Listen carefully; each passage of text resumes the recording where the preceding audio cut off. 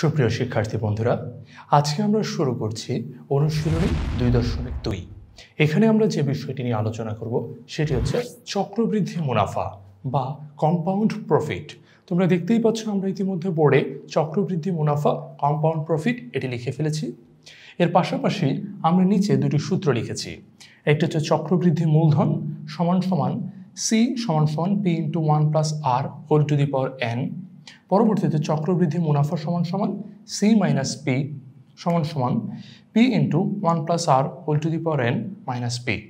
এখানে কোনটি দ্বারা কি বোঝানো হয় কিংবা এই সূত্রগুলো কিভাবে এসছে আমরা সম্পূর্ণ বিস্তারিত আলোচনা করব আজকের এই ভিডিওতে। তো চলো বন্ধুরা দেখা যাক কেমন করে এই সূত্রগুলো এসছে। প্রথমে আমরা যে বিষয়টি বোঝার চেষ্টা করব, এখানে C, P, R এবং n এগুলো দিয়ে কি বোঝানো হচ্ছে। এখানে C হচ্ছে বুঝতেই পারছো চক্রবৃদ্ধি মূলধন, আর P হচ্ছে প্রারম্ভিক মূলধন। এই ক্ষেত্রে এই বিষয়টি খুব ভালোভাবে বুঝতে হবে তোমাদেরকে, কেননা এই দুটি হচ্ছে মূলধন বোঝাচ্ছে, কিন্তু একটি হচ্ছে শুরুর মূলধন আর একটি হচ্ছে চক্রবৃদ্ধি মূলধন। তোমরা দেখতে পাচ্ছ আমি ইতিমধ্যে লিখে ফেলেছি P হচ্ছে এখানে প্রারম্ভিক মূলধন আর C হচ্ছে চক্রবৃদ্ধি মূলধন। দুটির মধ্যে পার্থক্য কোথায় এটিও আমরা দেখব। তারপর R এবং N রয়েছে। R এবং N যথারীতি যেটা প্রকাশ করে সেটা আমরা 2.1-এই আলোচনা করে এসেছি। R হচ্ছে রেট অফ ইন্টারেস্ট বা মুনাফার হার এবং N হচ্ছে সময়ে।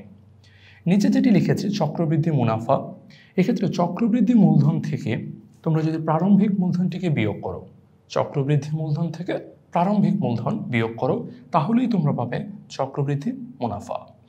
C সমান সমান উপরে যে সূত্রটি লিখেছিলাম সেটি আবার এখানে লিখেছি, বিয়োগ P করেছি, তাহলেই আমরা পেয়ে যাচ্ছি চক্রবৃদ্ধি মুনাফা। এ পর্যায়ে চক্রবৃদ্ধি মূলধনের সূত্র এবং চক্রবৃদ্ধি মুনাফার সূত্র দেখার পর চক্রবৃদ্ধি মূলধন জিনিসটি সেটি আরো গভীরভাবে আলোচনা করা যাক। মনে করো তুমি একটি ব্যাংকে গেলে, ব্যাংকে গিয়ে তুমি আসল বা মূলধন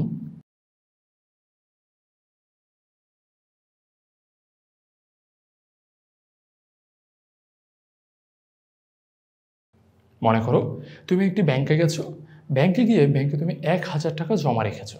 এই যে আমরা লিখে ফেলেছি আসল বা মূলধন হচ্ছে 1000 টাকা। নিচে লিখেছে মুনাফার হার হচ্ছে 12% এবং ব্যাংক তোমাকে বলেছে প্রতি বছর তোমাকে 12% হারে মুনাফা দিবে। তাহলে প্রথম বছর তুমি কত টাকা মুনাফা পাবে সেটি খুব সহজে তুমি বের করতে পারো। 1000 টাকার 12%।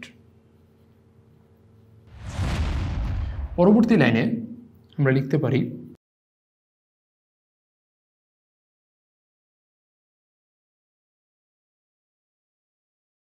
আমরা বের করে ফেললাম প্রথম বছরের জন্য 1000 টাকার 12% কত টাকা হবে।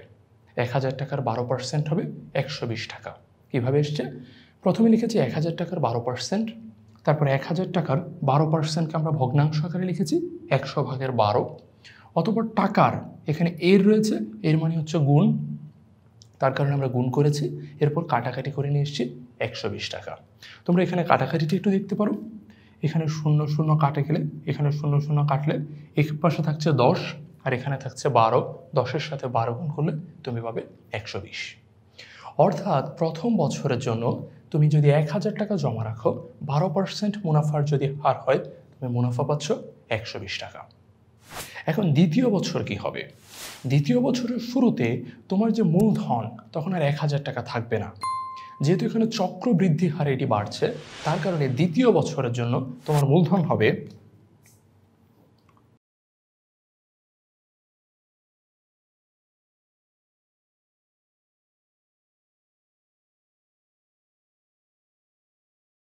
দেখতে পাচ্ছ আমি লিখে ফেলেছি দ্বিতীয় বছরের জন্য তোমার মূলধন হবে 1000 যোগ 120 টাকা সমান সমান 1120 টাকা। অর্থাৎ এই মুনাফাটুকু তখন এই মূলধনের সাথে যোগ হয়ে যাবে, যোগ হয়ে পুরোটুকু এবার তোমার মূলধন হিসাবে কাজ করবে।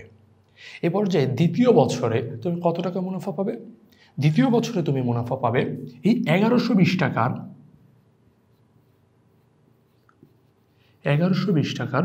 12%। এরপর এইখানে যে প্রক্রিয়াটি করেছি ঠিক এখানেও সেম প্রক্রিয়াতে অঙ্কটি আগাবে। তো চলো বন্ধুরা, আমরা এই একই প্রক্রিয়াতে এগিয়ে গিয়ে দেখি এখানে কত টাকা মুনাফা পাওয়া যায়।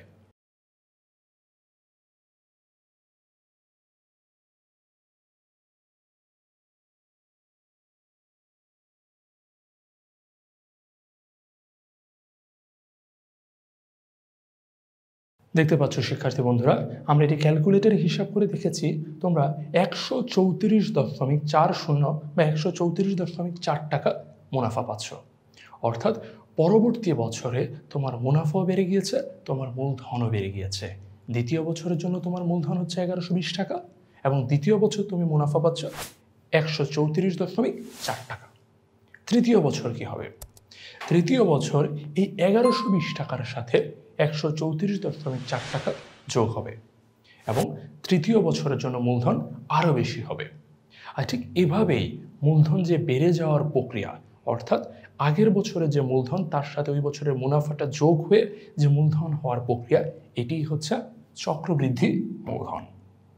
আর কোনো একটি নির্দিষ্ট বছরের জন্য চক্রবৃদ্ধি মূলধন বের করার সূত্র হচ্ছে এটি, C = P × 1 + R⁴ n। এখানে P বা প্রারম্ভিক মূলধন হচ্ছে একদম শুরুতে যে মূলধনটুকু ছিল, অর্থাৎ এই যে অঙ্কটি আমি দেখিয়েছি এই অঙ্কের জন্য প্রারম্ভিক মূলধন হবে এইটি 1000 টাকা, যেটি একদম শুরুতে ছিল সেটি হচ্ছে প্রারম্ভিক মূলধন। অর্থাৎ এখানে P এর মান 1000 টাকা হবে। তারপর R এর মান, এই যে এখানে 12% দেওয়া রয়েছে, সে 12% হবে।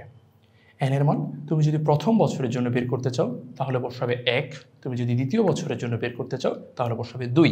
এক বছরে তুমি এই উত্তরটি পাবে, অর্থাৎ এই 1000 আর 120-এর যে যোগফল সেটি পাবে। আর পরবর্তী বছরের জন্য যদি বসাও তাহলে 1120 এবং 134-এর যে যোগফল সেটি পাবে। আর এভাবেই এই সূত্রটি ব্যবহার করে তুমি চক্রবৃদ্ধি মূলধন নির্ণয় করতে পারো।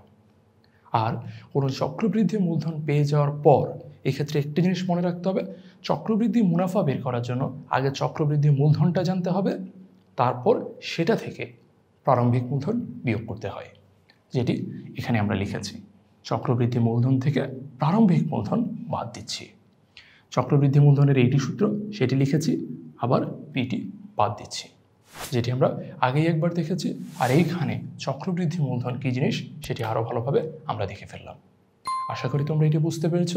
এই পর্যায়ে আমরা চলে যাচ্ছি আমাদের অনুশীলনীতে। এই সূত্রটি ব্যবহার করে আমরা অনুশীলনীর সবগুলো অঙ্ক ভালোভাবে সমাধান করতে পারবো, এই প্রত্যাশায় দেখা হচ্ছে পরের ভিডিওতে।